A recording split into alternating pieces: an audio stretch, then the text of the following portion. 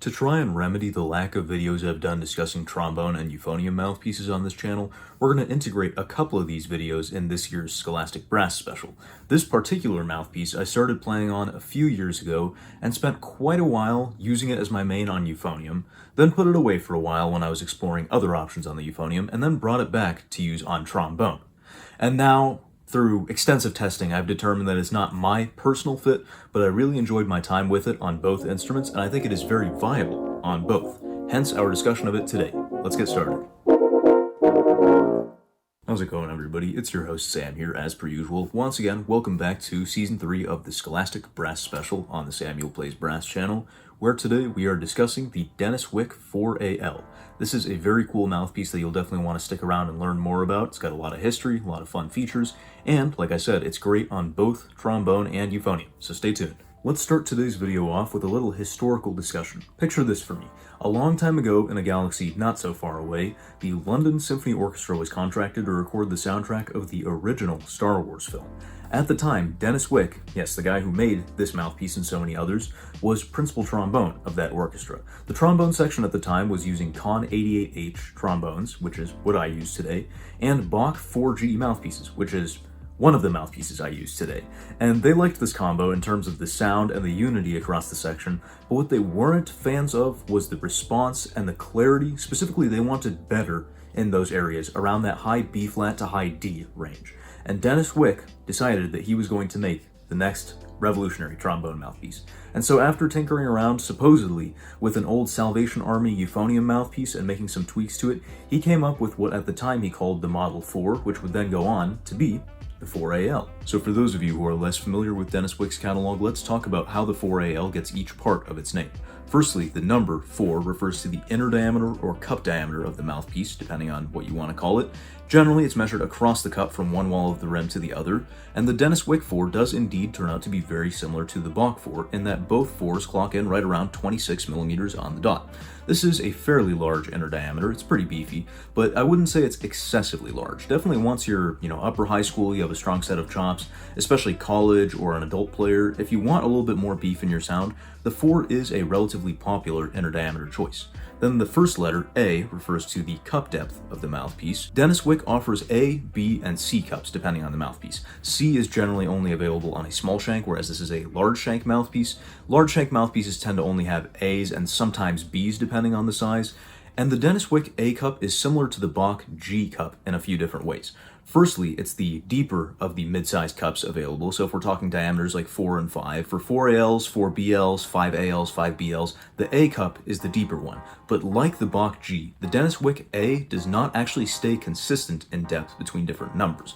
Something to note about mouthpieces like the Bach 4G or 5G that I use on tenor trombone is that the G means something very different from, let's say, the 1.5G, a bass trombone mouthpiece with a true deep bass trombone cup. Whether we're talking about a Wick A or a Bach G, that doesn't necessarily stay consistent. Definitely the 0AL that I use on bass trombone is much, much deeper than this 4AL is. And lastly, the last letter is an L, simply indicating large shank, standard Morse taper. Most Denis Wick mouthpieces will either end with an S for small shank or an L for large shank.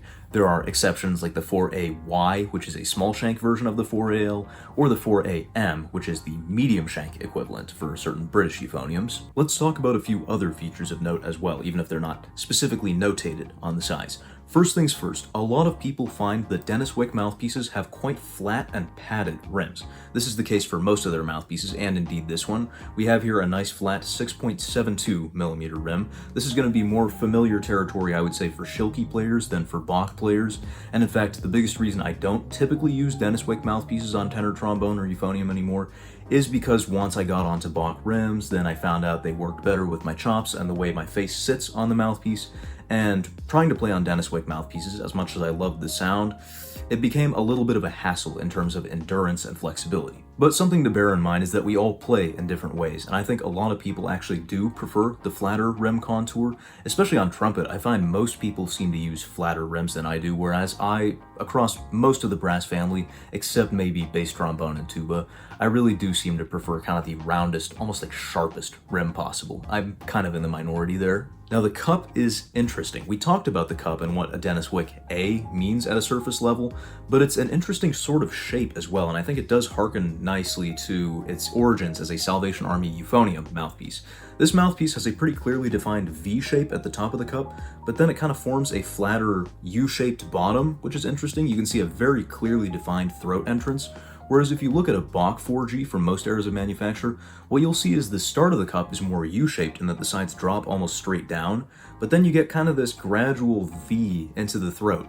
And so we have kind of the opposite effect here with the Denis Wick. But the way it turns out, it does look like the 4AL does have quite a bit less internal volume to it than a typical Bach 4G would, for a couple of reasons. Firstly, at the top of the cup, the fact that the sides are sloping in instead of dropping down like they do on a Bach, that takes away a little bit of volume. Then there's the fact that the raw depth of the 4AL is a little bit less than the 4G, and also the throat transition makes a big difference here. The fact that the 4AL has quite a coarse transition into the throat means that there's a lot less volume at the bottom of the cup than the Bach that does this kind of willy-nilly dance into the throat. Now, despite the 4AL being smaller than the 4G in that regard, we should mention the throat, because the 4AL's throat is actually 7.38 millimeters, or about 0.291 inches across, and that's about a size L on the US drill chart, whereas just about all of Bach's G cup mouthpieces, unless they end in GM, like a 1.5 GM for bass trombone, they tend to have 0.276 inch throats, or just about a size J on the US drill chart,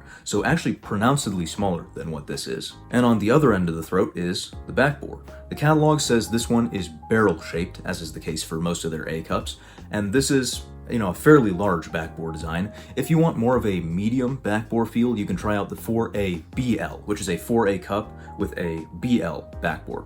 Kind of a cool concept. So if this is just a little bit too much for you, but you really like the cup section, you can dial it in with the 4A BL instead. Now, just before we get into some playing demos here, I once again want to reiterate why it is that we're talking about the Denis Wick 4AL in context of this year's Scholastic Brass Special, which, may I remind you, is about value and investing in your future as a player, finding the best value, the best bang for your buck. And the reason we're talking about the 4AL is not because I consider it the most phenomenal or revolutionary low brass mouthpiece on the planet. I think there are certainly boutique picks that fit certain players better. Every player's different, so they'll like different rim feels, different cup styles, etc. So the Denis Wick 4AL is not going to cover everybody's bases in every area of playing. But the reason we're talking about it here is because out of all of the semi-affordable mouthpieces on the market, brands like Bach, Schilke, Yamaha, and Wick, which fits really nicely into that sort of lineup of not being terribly expensive, I think the 4AL is one of the best trombone and euphonium crossover mouthpieces I've played. Like I said, I've spent at the very least 6 months, probably closer to a year, using that mouthpiece as my main, first on euphonium and then later on tenor trombone. And I found really good results from both until I found something that fit either my face a little bit better or my mental sound concept a little bit better. I think if you are having to play both those instruments at a high level and hold your own and sound confident on each, I think this mouthpiece definitely should be one of your top contenders. And to clarify, some players can switch mouthpieces between different instruments, and some players even prefer to, but there are a good deal of players out there who are very, very sensitive to mouthpiece changes, and it can really mess them up. And so this is the exact type of mouthpiece that you can plug into both a tenor trombone and a euphonium and get reasonably good results out of. And with that in mind, let's get into some demos.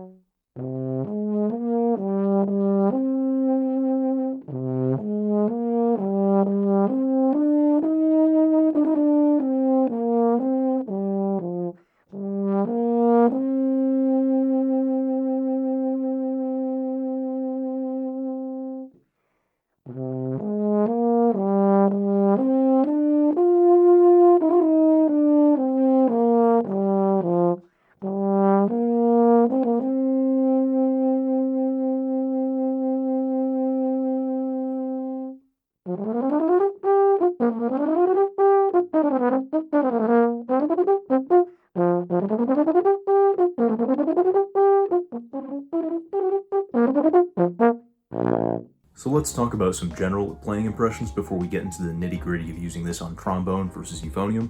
First things first, the 4AL is one of the more flexible low brass mouthpieces I've played, particularly on large shank. I think both tonally and pitch-wise, it really sits at a nice point on the compass where you can go in any direction you like. You can play low and high really effectively on this mouthpiece. You can play with quite a dark sound, quite a bright sound, depending on the way you push it. I think it's very good in that area. Now, the throat of the mouthpiece definitely does feel large now that I'm used to slightly smaller, and this is definitely a double-edged sword. On one hand, a throat of this size is very forgiving to someone who's liable to overblowing the instrument, like this guy, but on the other hand, it causes you to have to work a little bit harder. The throat of the mouthpiece in the entire brass apparatus is the single most important point as far as regulating how much air actually travels through the instrument, because this is the tightest point on the apparatus as far as the actual mechanical parts go. It really determines how much air goes through, and when you have this large of a throat, you are actually pushing more air through the instrument, and it can tire you out. You can end up having to work a little bit harder for the same amount of projection as you would with a smaller throat. Now, having gotten used to Bach rims in the last few months, this rim shape definitely feels a little bit funny for me. The way I play, I pucker forward a little bit, probably more than I should on low brass, and that engages a certain amount of curvature across my face in this direction.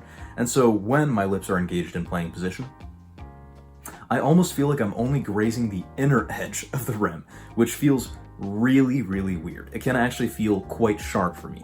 I said I like sharp rims, but I like the sharpness to be concentrated more on the outside of the mouthpiece, and I like there to be a gentle curve on the inside.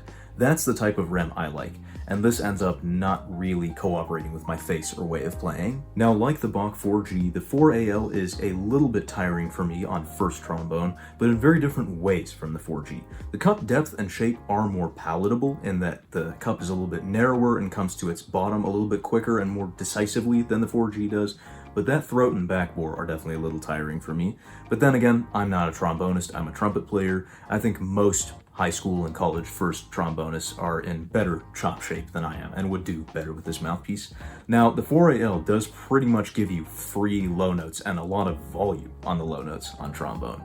This is a really great pick if you're playing second or third tenor trombone, if such a thing exists in the ensemble in which you're playing.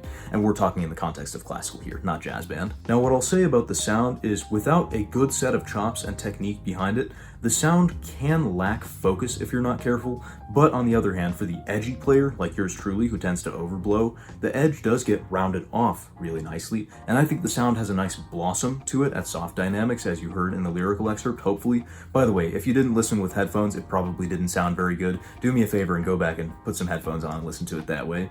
And I would say, just in general, there is a little bit more crispness to this mouthpiece than the Bach 4G. I think that sharp inner edge of the rim and the flatter bottom of the cup and it being a little bit shallower help to put a little bit of extra clarity in the tone, even if, like I said, the 4 diameter can creep up on you if you don't have a good set of chops. Now, on euphonium, it had been a long time since I'd used the 4AL, so I plugged it in, gave it a shot, and was very pleasantly surprised. I knew it was a good euphonium mouthpiece, but giving it another try, I found it to be a true, consummate, all-rounder euphonium mouthpiece, and we'll talk about the benefits and drawbacks of that. But starting off, there is definitely enough brightness and clarity and crispness in the tone for your march and military band style excerpts, while still being able to darken appropriately for solo or brass band type playing, and that is definitely a good quality for many to have in their euphonium mouthpiece. I would say it's not quite as effective as producing that true, strictly euphonious tone quality at all dynamics. I'm a stubborn sort of euphonium player. I have a very specific mental sound concept that is very dark at all dynamics, because I don't really do military band style playing, and so I tend to favor things like the Denis Wick SM, Stephen Meade series, or something like a Schilke 51D, 52D. My favorite is the 52E2, which is a very interesting mouthpiece. We'll discuss that someday. And those are mouthpieces that are more strictly euphonium in terms of their sound. I also found that to be the case for the Bach 3G that I'm currently using, although the seller told me it was manufactured just a little deeper than nominal, so especially nice for me.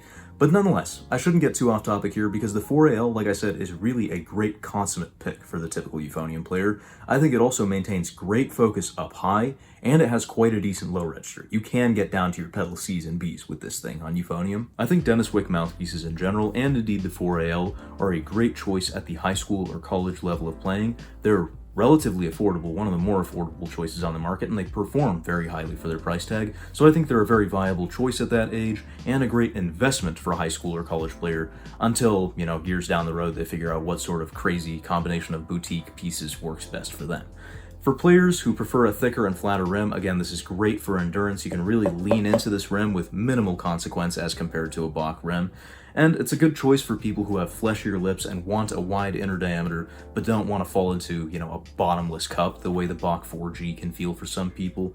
What's important to note is that 4 inner diameter may still be too wide for the developing player. This is really a case-by-case thing, and I can't necessarily prescribe the 4 or anything else to you necessarily without knowing exactly how you play. So be wary when you try something of this size, and if it feels harder to play on than your current mouthpiece, it's probably not worth switching to, at the very least at this time. Maybe in a year or two that story will change. And as I alluded to earlier in the video, it's worth noting that Denis Wick has several variations on this general design depending on your exact needs as a player. For instance, like I said, this cup comes on different shanks. There's the 4AY for small shank in case you play on something like a Yamaha YEP321 Euphonium. By the way, I reviewed that instrument. You can find it up in the card there.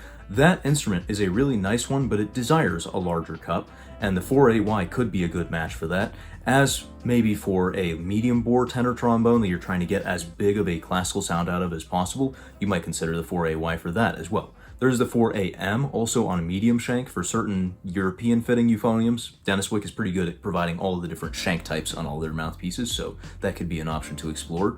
And the 4AL design also can be kind of slimmed down for your upper register needs if you find that your upper register is lacking clarity or projection or power behind it. The 4ABL is well worth considering. Once again, that's the 4A cup with the BL backbore, kind of a hybrid mouthpiece.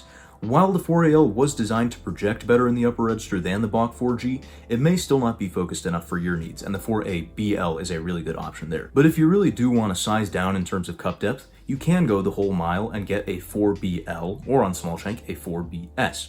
In fact, like I mentioned, the 4AL is a really good crossover between large bore tenor and euphonium.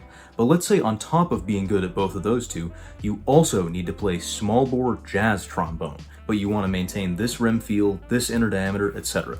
The 4BS is a real powerhouse in that regard. Denis Wick lists it as an equivalent to the Bach 4 no-letter, and by the way, I'm going to do a video at some point on the Bach no-letter mouthpieces for trombone because I think they're really, really good for jazz playing, and I've played on a lot of them at this point. But the 4BS, it fits that exact same bill, and like I said, it'll preserve the feel of this top section here, if that's what you desire between all of your low brass instruments. And with that, I think I can finally take a breather and call this video done. We'll finish it off with a nice hefty Sam seal of approval for the Denis Wick 4AL. I hope you enjoyed this video. If you did, make sure to leave a like and a comment down below, and consider checking out more mouthpiece spotlights right there up in the card. Until next time, I appreciate you tuning in, and we'll see you on the flip side. Thanks for watching, everybody. If you want to support the creation of bigger and better content on the Samuel Plays Brass channel, have your name featured right here, and a whole host of other perks and benefits, then please consider pledging your support at patreon.com/SamuelPlaysBrass. For now, you can find more videos in the end screen cards to my left.